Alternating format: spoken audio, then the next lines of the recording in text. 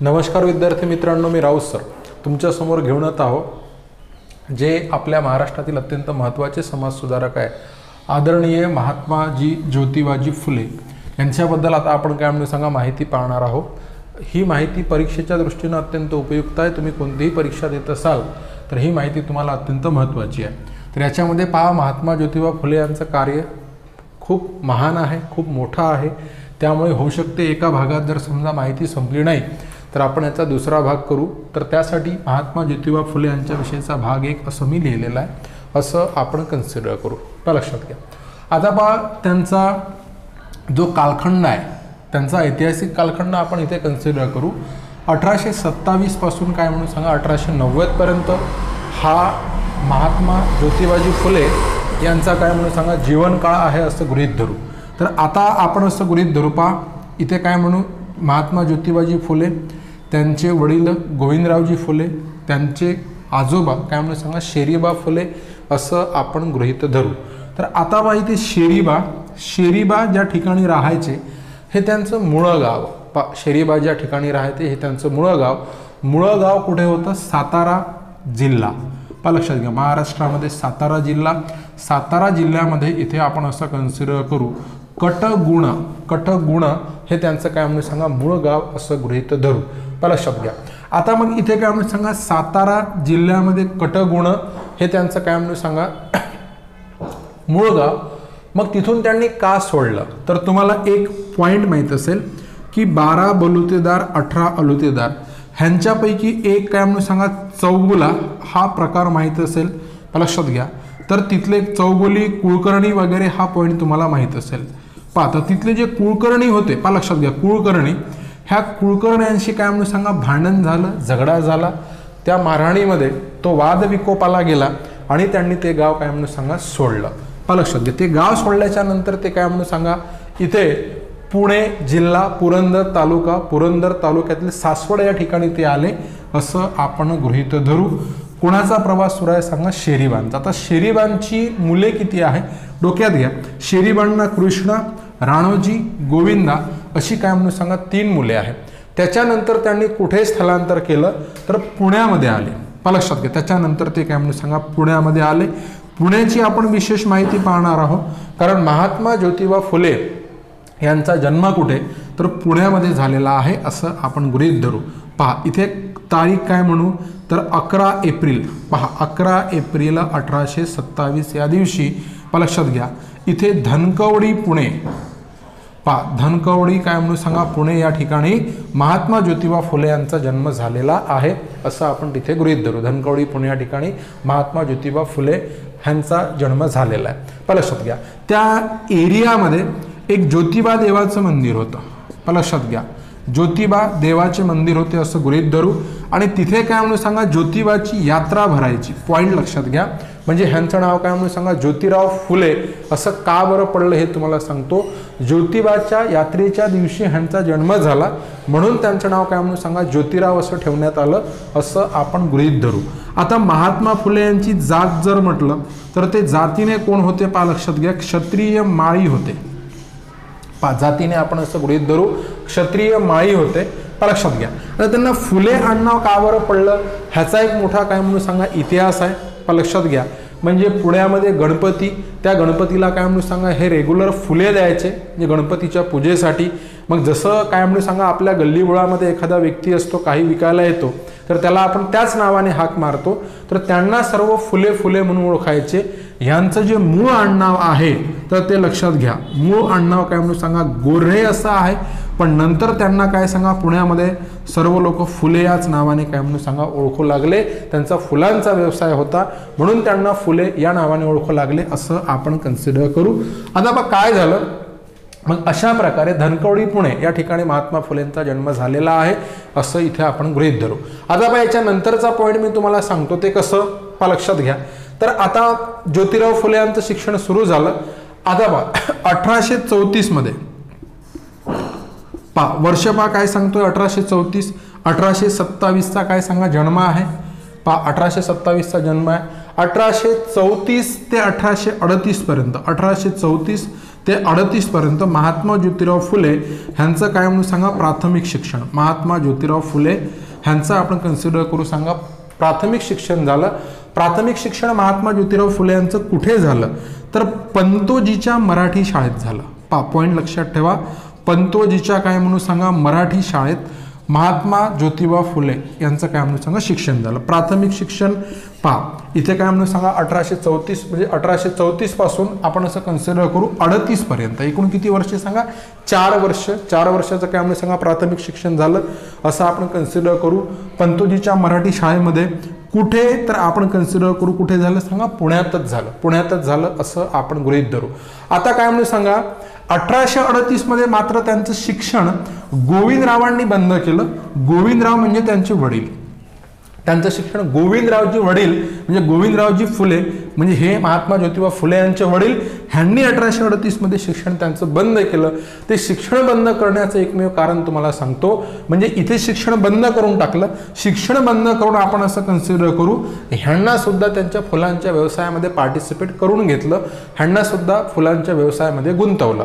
मग आता काय झालं होतं पहा लक्षात घ्या. आता महात्माजी फुले जे होते ते अफाट प्रतिभेचे धनी होते. प्रचंड काय सांगा तीक्ष्ण बुद्धिमत्ता होती त्यांची लक्षात घ्या. तर ते जेव्हा जेव्हा फुलांच्या म्हणजे काय म्हणून सांगा हिशोबामध्ये डोकं लावायचे तेव्हा त्यांना काही जर समजा अफरातफर आढळून आली तर गोविंदराव फुले यांचा कारकून होता लक्षात घ्या. तर त्या हिशोबात काही चुका झाल्या मग कारकुनांनी गोविंदराव फुले यांचे कान भरले. कारकुनांनी काय म्हणून सांगा गोविंदराव फुले यांचे कान भरले. गोविंदराव फुले यांना सांगितलं की म्हणे गोविंदा हा जो मुलगा आहे हा 4 वर्ग काय शिकला एवढी हुशारी करतो ह्याला जास्त शिकवणं बरं नाही असं कोण सांगू लागले सांगा तो कारकुनाने कान भरले आणि म्हणून मग गोविंदरावांनी काय म्हणून सांगा त्यांचं शिक्षण बंद केलं. महात्मा ज्योतिबा फुले यांचा काय म्हणून सांगा इथे फुलांच्या व्यवसायामध्ये त्यांना गुंतवलं असं आपण कन्सिडर करू. लक्षात घ्या. आता पण तुम्हाला सांगतो मग पुढे काय घडलं पुढचा पॉईंट सांगतो. पण मात्र यांच्या घरी सातत्यानं आपण इथे काय म्हणून सांगा आता शिक्षणाच्या दरम्यान 1838 मध्ये शिक्षण बंद पडलं तर त्याच्या आधी तुम्हाला सांगतो काही गोष्टी. 1827 मध्ये महात्मा फुले यांचा जन्म आहे. 1827 मध्ये महात्मा फुले यांचा जन्म आहे. ह्या माणसाला महात्मा फुले जी ह्यांना आपल्या आईचं जे काही सुख आहे ते खूप दिवस मिळालं नाही. आपल्या आईचं सुख फक्त त्यांना काय सांगा 1 वर्षापर्यंतच मिळालं. कारण तुम्हाला सांगतो यांचं जे काही मातृछत्र आहे ते 1828 मध्ये हरवलं. त्यांची आई 1828 मध्ये वारली. लक्षात घ्या. आई कोण तर आई कोण म्हणून सांगा चिमणाबाई. आई चिमणाबाई 1828 मध्ये महात्मा फुले लक्षात घ्या ह्यांची आई चिमणाबाई ह्या माऊलीचं काय म्हणून सांगा निधन झालं आणि महात्मा फुले पोरके झाले. आता एक आदर्श गोविंदरावांचा घेण्यासारखा आदर्श कोणता हे तुम्ही डोक्यात घ्या की त्या काळामध्ये बहुपत्नीत्वाची प्रथा सुद्धा रूढ होती. म्हणजे वाटलं असतं तर गोविंदराव काय म्हणून सांगा दुसरी पत्नी करू शकत होते. बाळ सुद्धा फक्त वर्षभराचं होतं त्याचा सांभाळ करायला सुद्धा कुणीतरी पाहिजे होतं. पण गोविंदरावांनी दुसरा विवाह केला नाही. लक्षात घ्या. हा एक महत्वाचा पॉइंट आहे. मग एक प्रश्न असाही येऊ शकतो तुम्हाला मग त्या काळामध्ये महात्मा ज्योतिबा फुले यांचा सांभाळ कोणी केला तर गोविंदरावांची बहीण म्हणून सगुणाबाई. लक्षात घ्या. महात्मा ज्योतिबा फुले यांचा सांभाळ करणारी कोण होती सगुणाबाई होती. ह्या सगुणाबाईने महात्मा ज्योतिबा फुले यांचा सांभाळ केला असं आपण गृहीत धरू. लक्षात घ्या. मग 1834 मध्ये नंतरचा हा पॉइंट आहे काय म्हणून सांगा पंतोजीच्या मराठी शाळेमध्ये काय म्हणून सांगा शिक्षणासाठी गेले. लक्षात घ्या. तर आता शिक्षणासाठी गेले त्याच्यानंतर तुम्हाला मी काय सांगा 38चा पॉइंट सांगितला. मग 38 मध्ये काय सांगा कारकुनाने गोविंदरावांचे कान भरले आणि म्हटलं की मुलाला शाळेमध्ये ठेवू नको शाळेतून बाहेर काढून घे. मग गोविंदरावांना काय म्हणून सांगा शाळेतून बाहेर काढण्यात आलं असं आपण गृहीत धरू. मात्र आपण काय म्हणून सांगा एक लक्षात घ्या एक शिक्षक होते त्यांचं नाव होतं उर्दू शिक्षक गफार बेग मुन्शी. हे लक्षात घ्या. उर्दू शिक्षक उर्दू आपण काय म्हणून सांगा शिक्षक त्यांचं नाव लक्षात घ्या. हे नाव विचारले जाऊ शकते. गफार बेग इथे काय म्हणून सांगा मुन्शी. गफार बेग मुन्शी हे कोण आहे सांगा उर्दू शिक्षक आहेत. लक्षात घ्या. आणि नंतर मिस्टर लिझेट. लक्षात घ्या. मिस्टर लिझेट पॉइंट लक्षात ठेवा. मिस्टर काय म्हणून सांगा लिझेट. ह्यांनी म्हटलं गोविंदरावांना गोविंदराव तुमचा मुलगा जो आहे अत्यंत अफाट प्रतिभेचा धनी आहे, तुम्ही त्याला काय म्हणून सांगा, शाळेत टाका, शाळा शिकवा. मग गोविंदरावांचं सुद्धा मन वळलं आणि गोविंदराव कुणाला, महात्मा ज्योतिबा फुले यांना परत शाळेत टाकलं. पण त्याच्या आधीची एक गोष्ट सांगतो, पहा लक्षात घ्या. 1840ची गोष्ट, हे पहा 1840ची गोष्ट, महात्मा ज्योतिबा फुले यांचा विवाह आहे. पहा विवाह 1840 मध्ये महात्मा ज्योतिबा फुले यांचा विवाह आहे. लक्षात घ्या. 1827 पासून 1840 पर्यंत आपण जर वय काउंट करतो म्हटलं तर वय वर्ष 13, विवाह वय वर्ष 13. कुणासोबत, तर आपण असं गृहीत धरू, कुणासोबत विवाह होत आहे सांगा, महात्मा ज्योतिबा फुले यांचा सावित्रीबाई. लक्षात घ्या. आदरणीय सावित्रीबाई यांच्यासोबत महात्मा ज्योतिबाजी फुले यांचा काय म्हणू, विवाह होतोय. लक्षात घ्या. आता 3 जानेवारी 1831 त्यांचा जन्म कधी आहे, 3 जानेवारी 1831. लक्षात घ्या. सावित्रीबाई फुले यांचा जन्म आहे 3 जानेवारी 1831. ह्या दिवशी काय म्हणून सांगा, सावित्रीबाई फुले यांचा जन्म आहे असं गृहीत धरू.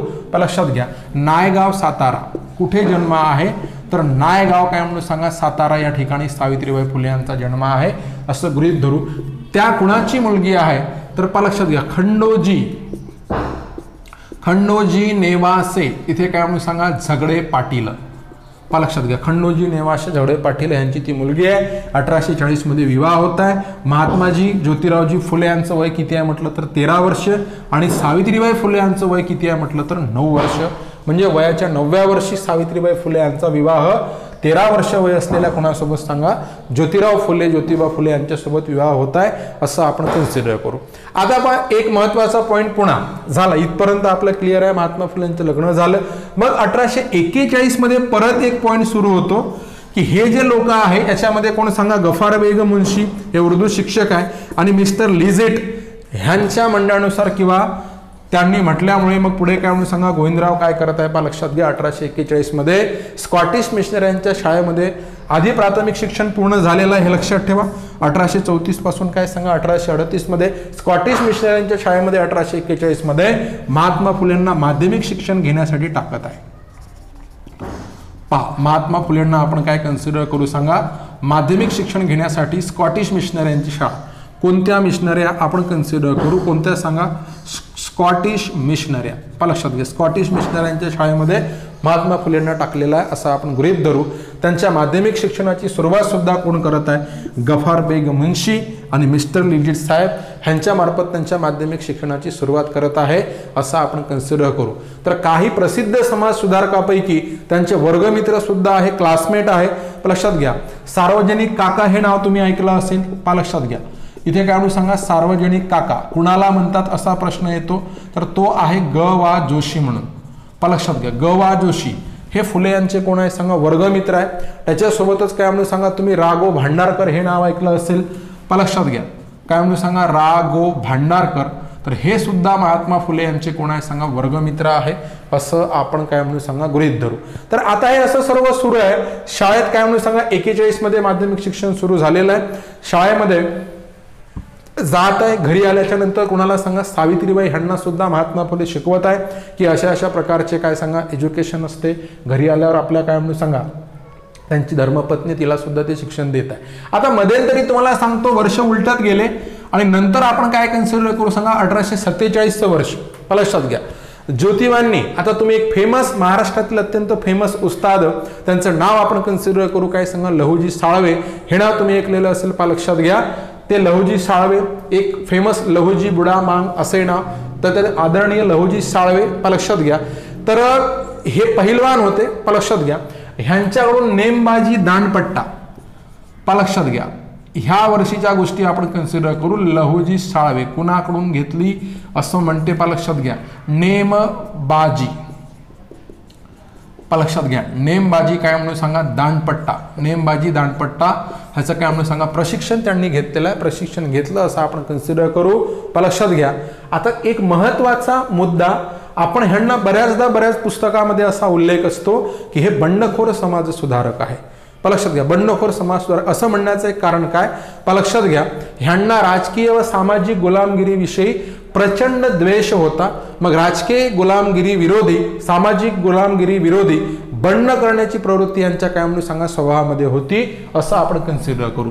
म्हणून मग त्यांनी सोबतच काय केलेलं आहे लक्षात घ्या, नेमबाजीचं शिक्षण घेतलेलं आहे, दांडपट्ट्याचं शिक्षण घेतलेलं आहे. मग राजकीय सामाजिक गुलामगिरी विरुद्ध दंड थोपटून उभं राहण्यासाठी ह्यांनी नेमबाजीचं दांडपट्ट्याचं प्रशिक्षण घेतलेलं आहे. म्हणजे माणसाच्या मनात पाहत तेव्हा भारत आपला कसा होता, पारतंत्र्यामध्ये होता.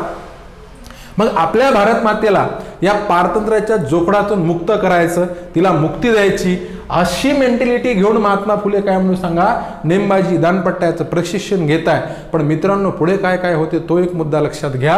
पहा, मग 1847 मध्येच त्यांनी एक महान विचारवंत काय म्हणून सांगा, थॉमस पेन यांचा काय सांगा ग्रंथ वाचला, मानवी हक्क असं आपण कन्सिडर करू, राईट्स ऑफ मॅन. लक्षात घ्या, rights of man, rights of man हा काय म्हणून सांगा ग्रंथ वाचला. लक्षात घ्या, राईट्स ऑफ मॅन असा तो ग्रंथ होता. तो ग्रंथ त्यांनी वाचला. कोणत्या ग्रंथाचा प्रभाव पडला होता महात्मा फुले यांच्यावर असा प्रश्न विचारते. उत्तर द्यायचं काय म्हणून सांगा, राईट्स ऑफ मॅन या ग्रंथाचा प्रभाव पडला होता असं आपण गृहीत धरू. थॉमस पेन यांनी तो ग्रंथ कधी लिहिला होता, आपण असं गृहीत धरू 1791 मध्ये तो ग्रंथ थॉमस पेन यांनी लिहिला होता. लक्षात घ्या, मग या ग्रंथामध्ये काय लिहिलं होतं, गुलामगिरीचा निषेध केलेला होता, व्यक्ती स्वातंत्र्य, मानवाची प्रतिष्ठा इत्यादी बाबींचा काय म्हणून सांगा पुरस्कार केलेला होता. लक्षात घ्या, इथे काय म्हणून सांगा इतरही पुस्तकं त्यांनी वाचून काढली. जस्टिस अँड ह्युमॅनिटी हे कुणाचं पुस्तक होतं, थॉमस पेनचंच होतं. लक्षात घ्या, जस्टिस अँड काय म्हणून सांगा ह्युमॅनिटी. लक्षात घ्या, मानवता, न्याय आणि काय म्हणून सांगा मानवता असं आपण कन्सिडर करू. जस्टिस अँड काय म्हणून सांगा ह्युमॅनिटी हे पुस्तक सुद्धा त्यांनी वाचून काढलं. सोबतच एज ऑफ रिजन. लक्षात घ्या, एज ऑफ रिजन म्हणजे पुन्हा कोणकोणते पुस्तकं वाचले म्हटलं तर तुम्हाला उत्तर देता आली पाहिजे. Justice and humanity, age of reason अशा प्रकारची पुस्तकं काय म्हणून सांगा त्यांनी वाचली. त्याचा सुद्धा प्रभाव त्यांच्यावर पडला. संस्कृतमधील वज्रसूची. लक्षात घ्या, हे संस्कृतमधील त्यांनी काय वाचलं तर संस्कृतमधील काय म्हणून सांगा वज्रसूची. आपले संत कबीर आहे, आदरणीय संत काय म्हणून सांगा कबीर. लक्षात घ्या, संत कबीर यांचं काय म्हणून सांगा विप्रमती या सुद्धा काय म्हणून सांगा ग्रंथाचं त्यांनी वाचन केलेलं आहे. आणि या सोबतच काय म्हणून सांगा अन्याय विरुद्ध लढण्याची प्रेरणा त्यांना कुणाकडून मिळाली तर आपले काय म्हणून सांगा आदरणीय Shivaji Maharaj, Martin Luther king ह्यांचा सुद्धा त्यांच्या समोर आदर्श होता. शिवाजी महाराज म्हणून आपण मार्टिन ल्युथर किंग. लक्षात घ्या, मार्टिन ल्युथर किंग लक्षात घ्या, यांच्याकडून त्यांना अन्यायाविरुद्ध लढण्याची प्रेरणा मिळाली महात्मा फुले यांना असं आपण गृहीत धरू. लक्षात घ्या, आता हे सर्व कोणाच्या विरोधामध्ये सुरू आहे तर सर्व काय म्हणून सांगा आपला भारत पारतंत्र्यामध्ये आहे. भारत पारतंत्र्यामध्ये असताना काय करायचं आहे तर या भारत मातेला परकीयांच्या जोखडातून मुक्त करायचं आहे. परकीयांचं जोखडा आपल्याला काय म्हणून सांगा काढून फेकून द्यायचं आहे. लक्षात घ्या, तर हे सर्व करण्यासाठी दांडपट्टा, नेमबाजी, आपले गुरु कोण सांगा त्यांचे पैलवान गुरु लवजी साळवे. लक्षात घ्या, म्हणजे त्यांचे ते पैलवानकी शिकवणारे ह्यांच्याकडून ते शिक्षण घेत आहे. नंतर काय म्हणून सांगा Thomas Paine, rights of man, justice and humanity, age of reason अशा प्रकारचे ग्रंथ त्यांनी वाचलेले आहे. त्याचा प्रभाव त्यांच्यावर पडलेला आहे. संस्कृतमधून वज्रसूची, संत कबीर यांचं विप्रमती. लक्षात घ्या, अन्यायाविरुद्ध लढण्याची प्रेरणा Shivaji Maharaj, Martin Luther King ह्यांच्याकडून त्यांनी काय सांगा मिळवलेली आहे. आणि असं सर्व होत असताना त्यांचा वर्गमित्र असतो. लक्षात घ्या, 1848ची घटना आहे. 1848ची घटना आहे. त्यांचा वर्गमित्र असतो. तो वर्गमित्र म्हणजे कोण, सदाशिव बल्लाळ गोवंडे. नीट आहे का, लक्षात घ्या, त्यांचा वर्गमित्र सदाशिव बल्लाळ गोवंडे. त्यांचा वर्गमित्र या ठिकाणी आपण कन्सिडर करू सदाशिव बल्लाळ गोवंडे. या मित्राचं लग्न असते. लक्षात घ्या, मित्राचं काय म्हणून सांगा लग्न असते. आता इथे उल्लेख करणं सुद्धा जरुरी आहे की हा उच्चवर्णीय आहे. हा उच्चवर्णीय म्हणजे कोण आहे सांगा, ब्राह्मण आहे. लक्षात घ्या, हा उच्चवर्णीय आहे, हा उच्चवर्णीय ब्राह्मण आहे. आता पूर्वीचं लग्न आहे, आता शेकडो वर्षापूर्वीचं लग्न आपण कन्सिडर करू तर आपण आपल्या मित्राच्या लग्नामध्ये काय सांगा कामं करतो, 4 कामं करतो. लक्षात घ्या, तर तिथे जे काही उच्चवर्णीय लोक होते त्यांना ते पटलं नाही. म्हणजे हा कोण तर क्षत्रिय माळी असलेला मुलगा पुढे पुढे येतो, कामे करतो, ह्याला हात लावतो, त्याला हात लावतो. लक्षात घ्या, म्हणून त्यांना माळ्याचा मुलगा म्हणून अपमान करण्यात आला. त्या लग्नामध्ये त्यांना काय सांगा अपमानित करण्यात आलं. एक नाजूक हळवं मन असलेले महात्मा ज्योतिबा फुले अगदी सुन्न झाले. आणि मग त्यांना असं वाटलं की माझ्यासारख्या शिकलेल्या व्यक्तीसोबत आपल्या म्हणजे काय सांगा समाजामध्ये वर्चस्व असलेल्या लोकांकडून अशा प्रकारचं वर्तन मिळू शकते. तर मग या सामान्य जनतेची काय कीव आहे. त्या दिवसपासून माणसाने काय सांगा यू टर्न घेतला. त्या वरातीमधून रागारागाने काय सांगा महात्मा फुले बाहेर आले, हा प्रसंग त्यांच्या जिव्हारी लागला, लक्षात घ्या. आणि त्यांना समजलं की ब्रिटिश जरी भारतातून निघून गेले तरी ही सामाजिक गुलामगिरी काही भारतातून निघून जाणार नाही, म्हणून सामाजिक गुलामगिरीतून मुक्त होण्यासाठी आधी प्रयत्न करणं जरुरी आहे. म्हणून समाज परिवर्तनाच्या चळवळी मागे म्हणजे चळवळ कोणी सुरू केली तर ह्यांनीच सुरू केली. स्वतः मग काय म्हणून सांगा समाज परिवर्तनाच्या चळवळीकडे वळले असं आपण गृहीत धरू. ह्याच्यानंतर परत एक प्रसंग सांगतो तुम्हाला. सदाशिव बल्लाळ गोवंडेच्या लग्नाच्या व्यतिरिक्त एक परत दुसरा प्रसंग असा आहे की त्यांचे स्वतःचे गुरुजी, त्यांची कन्या ती 9व्या वर्षी विधवा झाली. तिला वैधव्य आल्याच्या नंतर त्या गोष्टी चुकीच्या असे सांगणारे गुरुजी काय म्हणून सांगा तिचं केशवपण करण्यात आलं. केशवपण करणे म्हणजे काय, मग नंतर काय सांगा ही मुलगी विद्रूप दिसावी म्हणून पूर्ण तिचं टकलं करायचं आणि गरम गरम राख तिच्या डोक्यावर काय सांगा चाळायची, जेणेकरून काय सांगा तिला केस उगवले नाही पाहिजे. तर असं त्या 9व्या वर्षाच्या मुलीला काय सांगा विद्रूप करण्यात आलं, लक्षात घ्या. आणि ह्या घटनेचा सुद्धा महात्मा ज्योतिबा फुले यांच्या मनावर प्रचंड आघात झाला आणि त्याच्यामुळे लक्षात घ्या त्यांनी ठरवलं की आता काय म्हणून सांगा स्त्री सुधारणा सुद्धा करणं जरुरी आहे, समाज सुधारणा सुद्धा करणं जरुरी आहे. मग इथून महात्मा पुढे आपले महात्माजी पुढे कशाच्या मागे लागले की पुढे त्यांनी काय सांगा समाज सुधारणा, स्त्री सुधारणा यांचं काय म्हणून सांगा एकदम भरभरून कार्य आपल्याला पाहायला मिळते. तर ठीक आहे, आजच्या भागामध्ये इतकं. बाकीचं आपण काय म्हणून सांगा उद्याच्या भागामध्ये पाहू. मी राऊत सर, युनिक अकॅडमी स्पर्धा परीक्षा मार्गदर्शन केंद्र यवतमाळ. लक्षात घ्या व्हिडिओ आवडल्यास तुम्ही शेअर करा, लाईक करा, सबस्क्राईब करा. पुढचा भाग काय म्हणून सांगा आपण उद्याला घेऊ.